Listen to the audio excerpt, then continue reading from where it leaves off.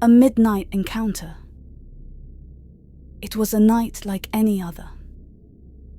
I had just finished a long day at work and settled into bed, eager to escape into the comforting embrace of sleep. The glow from my phone illuminated the room as I scrolled through social media, aimlessly looking at memes and updates from friends. Before long, my eyes grew heavy, and I put my phone down on the nightstand, letting the darkness of the room engulf me. The quiet hum of the air conditioner was the only sound as I drifted off. Suddenly, I awoke, not with a start, but with a creeping realization that something was wrong. The room was dark, save for the faint sliver of moonlight sneaking through the curtains. I tried to move, but my body refused to obey. It was a familiar sensation, sleep paralysis. I had experienced it a few times before, but it had never lasted long. As I lay there, immobilized, a heavy, oppressive feeling settled over me. My breathing became shallow, and my heart pounded in my chest. I tried to calm myself, repeating in my mind that it was just a temporary condition, that I'd soon be able to move again. But then I saw it, a shadowy figure at the foot of my bed. The figure was tall, impossibly so, with elongated limbs that seemed to stretch toward the ceiling. Its form was vaguely human, but there was something profoundly wrong about it.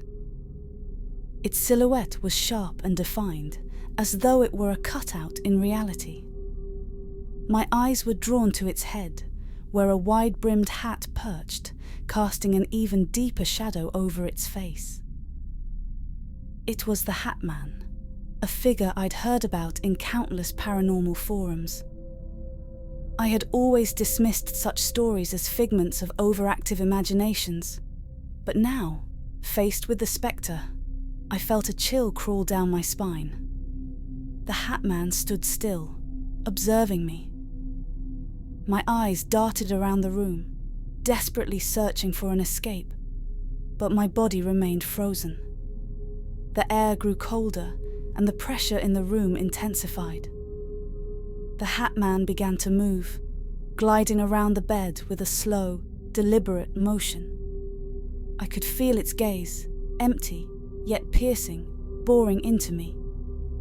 Panic surged through my veins. I tried to scream, but no sound came out. It was as though my voice had been stolen by the darkness. As the Hat Man circled closer, I noticed more figures materializing in the shadows. They were smaller, less distinct, but unmistakably there. Shadow people. They lingered at the edges of my vision, their forms shifting and flickering like smoke. My mind raced, recalling stories of these entities feeding off fear, drawing strength from the terror of their victims. One of the shadow figures approached the side of the bed, its featureless face leaning in close to mine. I could feel a cold, otherworldly presence emanating from it, a tangible malevolence that made my skin crawl. It whispered something unintelligible, a language that seemed to resonate deep within my bones. The words were like a dark lullaby, pulling me further into the abyss. Just when I thought I could bear no more, the shadow people began to retreat, melting back into the darkness.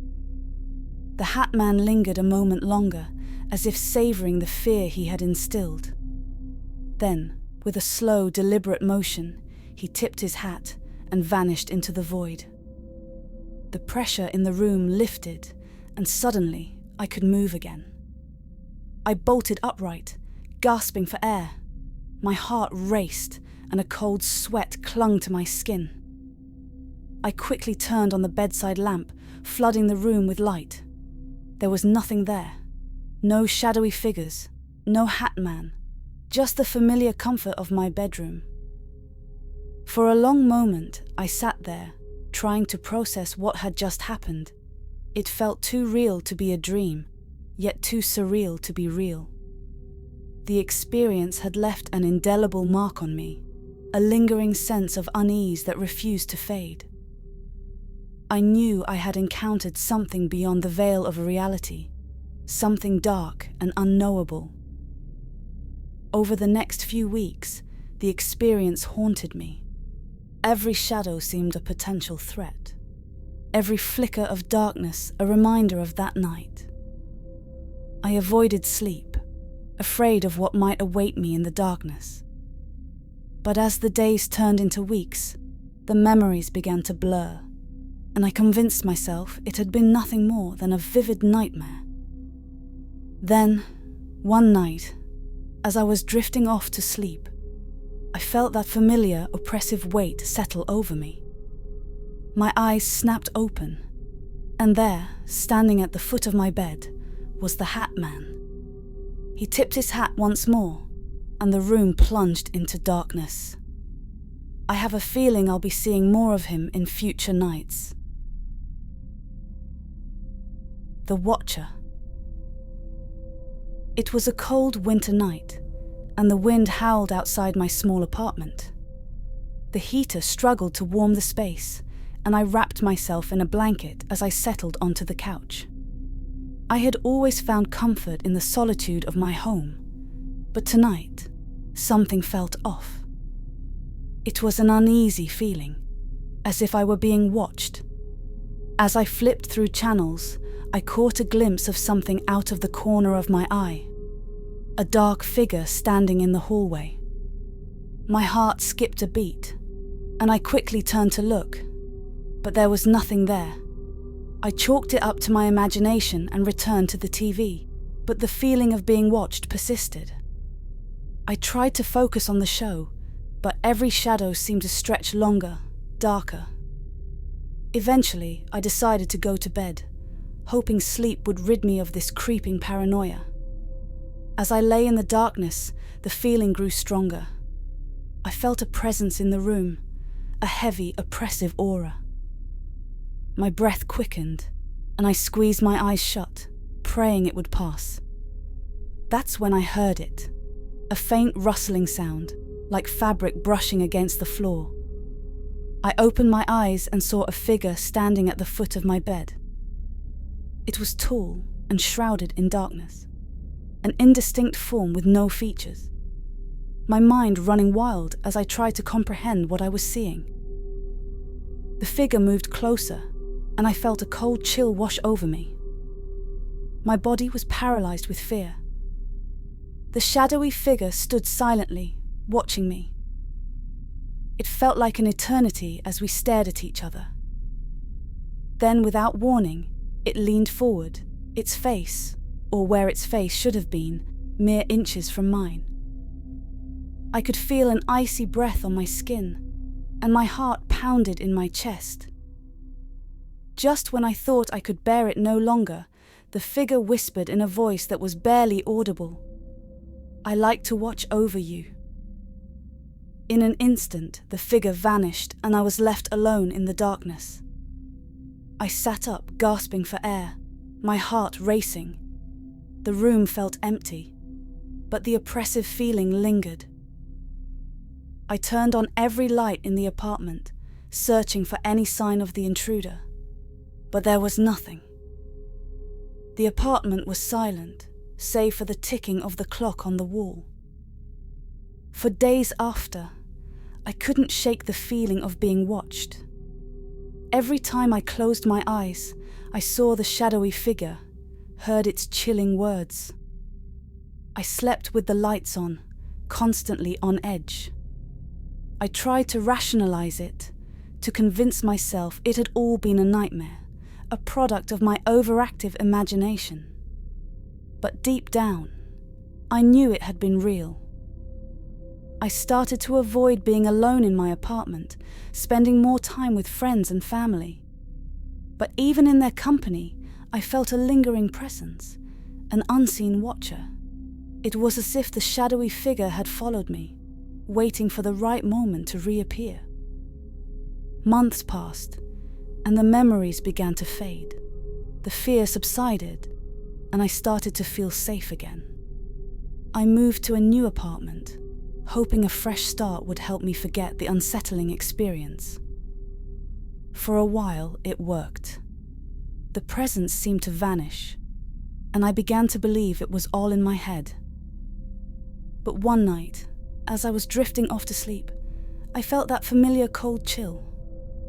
My eyes snapped open, and there, standing in the corner of the room, was the shadowy figure. It hadn't left. It had just been waiting. The figure stepped closer, and I heard that same whisper, "I'm always watching." I realized then that no matter where I went, the shadowy figure would follow.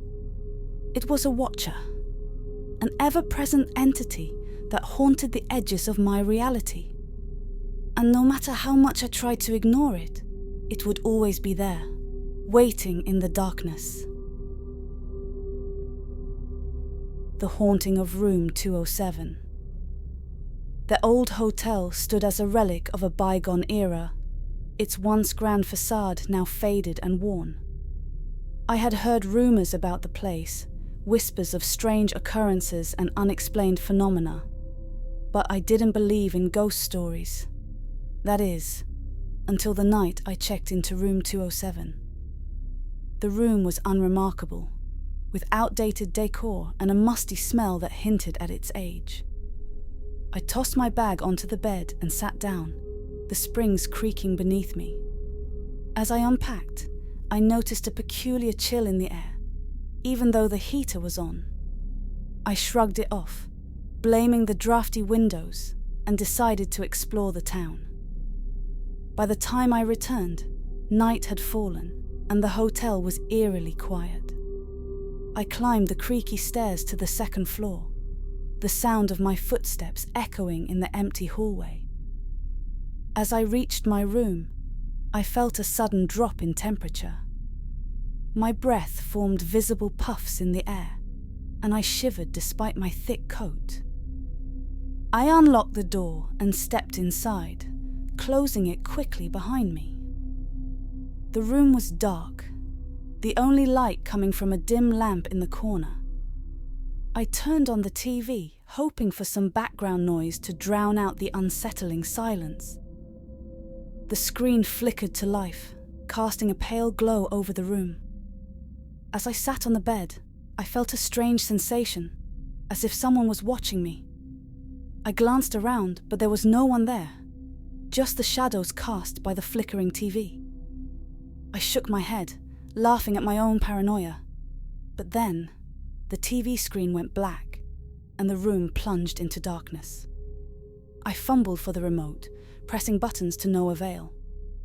The power was out. I reached for my phone, using the screen's glow to navigate the dark room.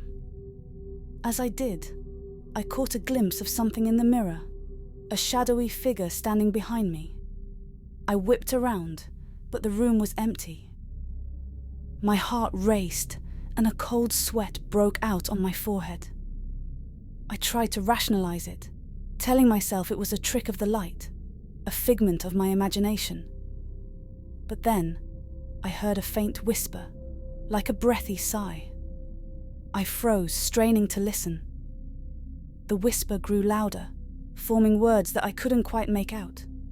It seemed to come from all around me, a disembodied voice echoing in the darkness.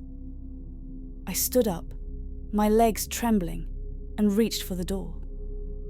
As I did, the whisper stopped, replaced by a low, guttural growl. My blood ran cold, and I felt a presence behind me, an oppressive weight pressing down on my chest. I turned slowly, dreading what I might see. In the darkness, a figure loomed, its outline barely visible. It was tall and shadowy, with no discernible features. My eyes struggled to focus, and as they did, I saw something that made my blood run cold, a pair of glowing red eyes staring back at me. The figure moved closer, and I felt a wave of cold air wash over me, chilling me to the bone. Panic surged through me, and I bolted for the door, fumbling with the lock. As I threw it open, the figure disappeared, and the lights flickered back on. I stumbled into the hallway, gasping for breath, my heart pounding in my chest. The hallway was empty, the only sound the distant hum of the hotel's heating system. I didn't spend another night in that room. I checked out immediately, leaving behind my belongings in my haste. The hotel staff looked at me with knowing eyes, as if they had heard my story 100 times before. As I drove away, I glanced back at the old building, its windows dark and foreboding. Room 207 had claimed another victim, and I knew I would never forget the terror I felt that night. In the weeks that followed, I tried to put the experience behind me. But sometimes, in the dead of night, I still hear that whisper, echoing in the corners of my mind. And I wonder if the shadowy figure is still waiting, lurking in the darkness, ready to claim its next victim. The visitor in the night. It was the dead of winter, and the snow outside muffled all sound, creating an eerie silence. I lived alone in an old house that creaked and groaned with the weight of years. The nights were particularly unsettling, but nothing could prepare me for what happened that night. I had always been a light sleeper, so when I heard a faint thud downstairs, I immediately awoke. My heart pounded hard as I strained to listen. It sounded like something had fallen, or perhaps someone was inside. I grabbed the baseball bat I kept by my bed and slowly crept down the creaky stairs, each step echoing in the quiet house. The living room was pitch black, except for some moonlight that helped me see in the dark. I scanned the room, my eyes darting to every shadow. Everything seemed in place, but the uneasy feeling in my gut wouldn't go away. Just as I was about to dismiss it as a figment of my imagination, I saw it, a shadow, darker than the rest, standing in the corner of the room. It was a humanoid figure, tall and gaunt, with no discernible features. Its form was inky black, absorbing the surrounding light. I felt a chill run down my spine as the temperature in the room seemed to drop. The figure didn't move, but I could sense its eyes on me, an intense, unblinking stare that made my skin crawl. I tried to speak, to demand who or what it was, but my voice caught in my throat. The figure began to move, gliding silently across the room. It stopped a few feet away from me, and I could see that it was holding something, a small object, barely visible in its shadowy grasp. The air grew heavy, and I felt a pressure on my chest, as if an invisible force was pushing down on me. The shadowy figure extended its hand, revealing the object. It was an old, rusted key. My mind raced, trying to understand what was happening. Was this some sort of message? A warning? Before I could react, the figure vanished, leaving the key clattering to the floor. The oppressive atmosphere lifted, and I gasped for air, my knees trembling. I picked up the key, turning it over in my hand. It was cold and heavy, with an intricate design that seemed almost ancient. I searched the house for hours, trying to find any sign of the figure's entry or exit, but there was nothing. The doors were locked, and the windows were closed. The only evidence of the encounter was the key in my hand. I didn't sleep that night, too afraid of what might happen if I closed my eyes. In the days that followed, I became obsessed with the key. I searched for any lock it might fit, but found none. It was as if the key was a remnant of a time long past, a relic with no place in the present. The experience left me paranoid, constantly looking over my shoulder, waiting for the shadowy figure to return. Weeks passed, and the memory of that night began to fade. I convinced myself it had been a vivid dream, a hallucination brought on by stress and lack of sleep. But every night I placed the key on my nightstand, a silent reminder of the encounter. Then, one night, as I was drifting off to sleep, I felt a familiar cold chill. My eyes snapped open, and there, standing at the foot of my bed, was the shadowy figure. It reached out and said in a whisper like the rustling of leaves, "You have what we seek." The room plunged into darkness, and the last thing I saw was the figure's outstretched hand beckoning me to follow. I refused. I stayed in bed. Whatever the shadow figure is looking for, and as long as I have a choice, I will never follow it into the darkness. The whispering shadows. It all began with the unsettling feeling that someone was watching me. I lived in a small town. It was the kind of place where everyone knew each other, and nothing out of the ordinary ever happened. My house, a modest 2-story building, was situated at the edge of town, close to the woods. It had been my grandparents' home, passed down to me after their passing. The house held many memories, both cherished and strange, but nothing prepared me for the events that would unfold. It started on a typical evening. I was alone in the house, curled up on the couch with a good book. The fire crackled softly in the fireplace, casting a warm glow across the room. The old grandfather clock in the hallway ticked away, a familiar sound that usually brought comfort. But that night, it felt ominous. As I read, I became aware of a chill in the air, a draft that seemed to come from nowhere. I glanced around, expecting to see an open window or door, but everything was secure. Dismissing it as an old house's quirk, I continued reading. As the night wore on, the feeling of being watched grew stronger. It was as if invisible eyes were boring into the back of my head. I tried to ignore it, but the sensation was too unsettling. I put my book down and scanned the room. Nothing seemed out of place, yet the hairs on the back of my neck stood on end. I took a deep breath and stood up, deciding to make a cup of tea to calm my nerves. In the kitchen, I filled the kettle with water and set it on the stove. As I waited for it to boil, I stared out the window into the dark backyard. The moon was full, casting an eerie light over the landscape. The shadows of the trees danced in the wind, creating a moving tapestry of darkness. I couldn't shake the feeling that something was out there, watching me from the woods.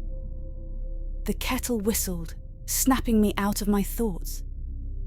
I poured the hot water over a tea bag and let it steep. As I stirred the tea, I heard a faint dragging sound behind me. I turned around quickly, expecting to see something, or someone, but the kitchen was empty. My heart pounded in my chest. The sound had been so distinct, as if something was being dragged against wood. Taking my tea, I walked cautiously back into the living room. I sat down, trying to shake off the paranoia. Just as I took a sip, the grandfather clock struck midnight. The chimes echoed through the house, louder than usual. As the last chime faded, the room plunged into an unnatural silence. It was as if the air had been sucked out, leaving a void. Then, out of the corner of my eye, I saw it.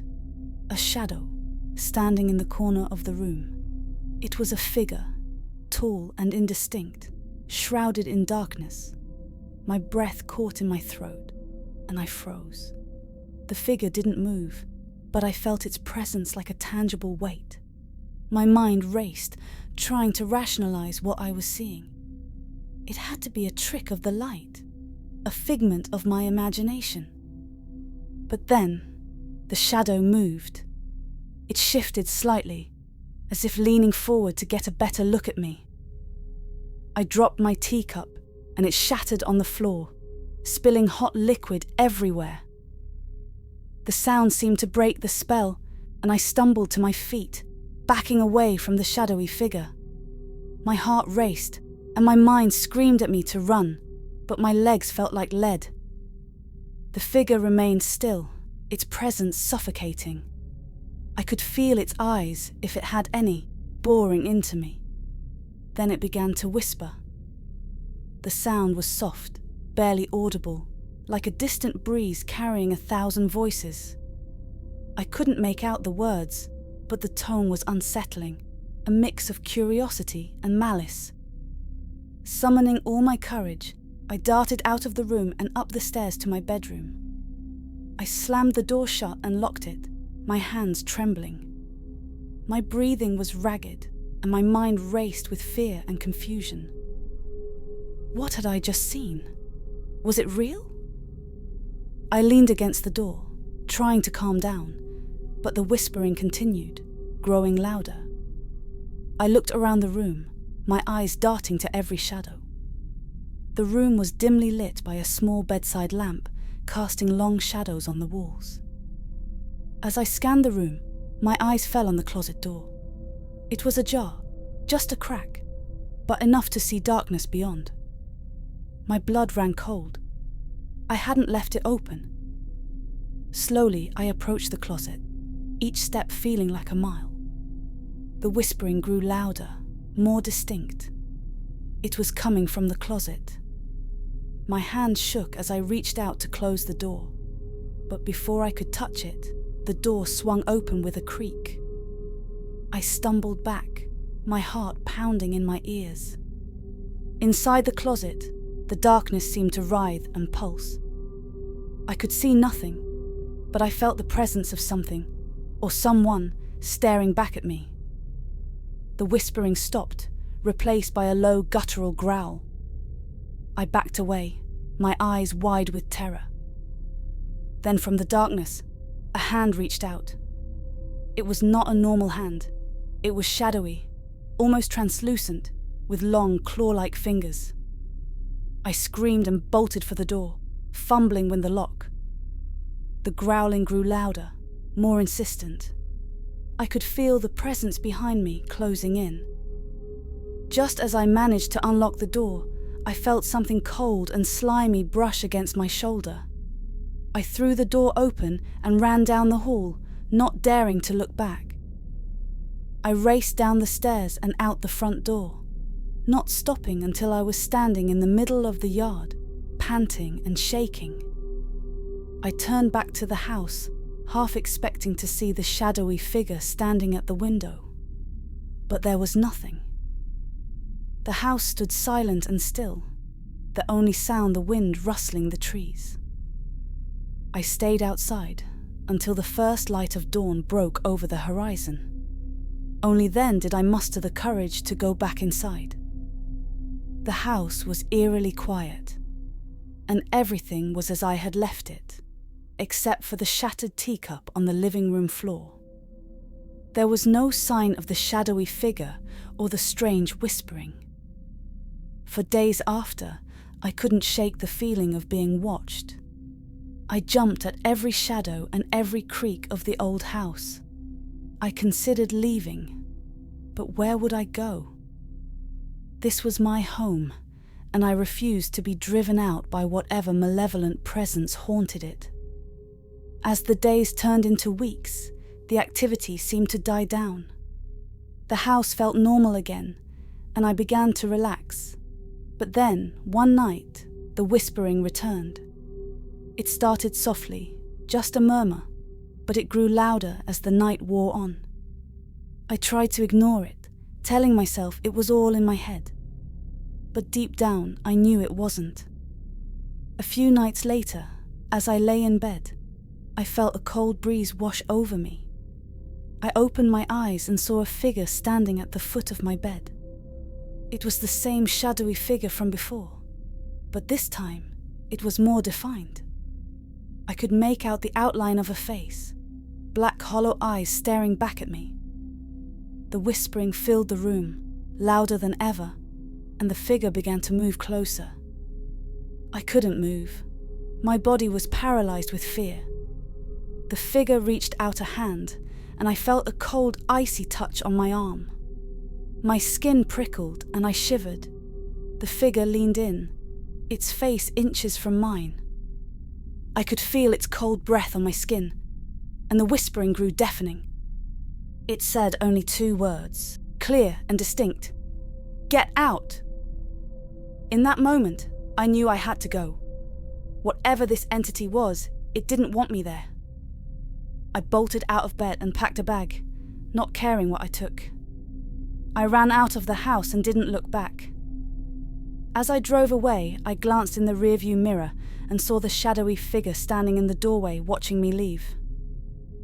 I moved to a new town, far from that haunted house.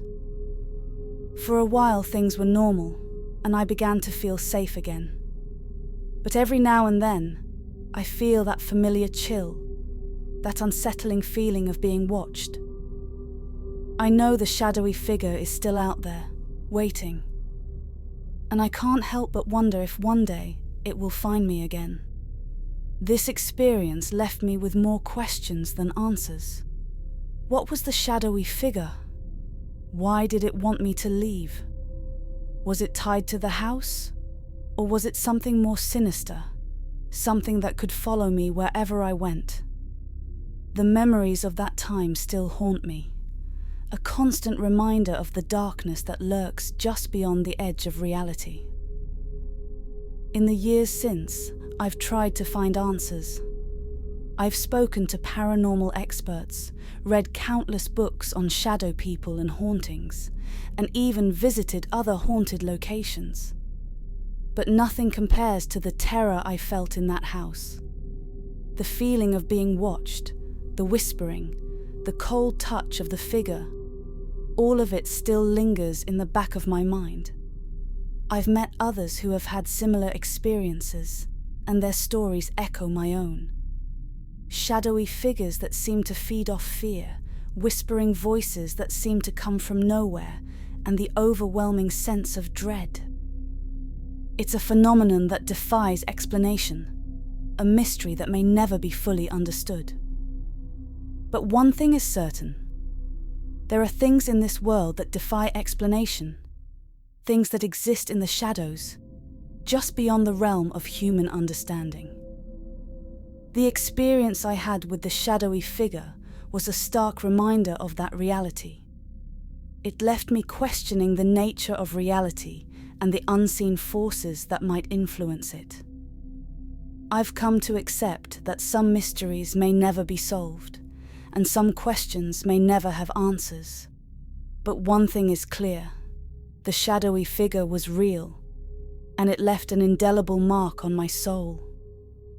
In the end, the shadow people remain an enigma, a haunting reminder of the unknown. Whether they are malevolent spirits, interdimensional beings, or simply figments of the imagination, their presence is undeniable. They exist in the periphery of our vision, in the dark corners of our world, whispering secrets that we may never fully comprehend. All we can do is be vigilant, respect the mysteries of the unseen, and hope that one day we will find the answers we seek. As for me, I continue to live my life, always looking over my shoulder, wondering if the shadowy figure will return. It's a burden I carry, a constant reminder of the night I came face to face with the unknown. And though I may never fully understand what happened, I know one thing for certain: the shadow people are real, and they are watching. Thanks for listening. Don't ghost the like button, press it, and bloody subscribe. Love you and sleep tight.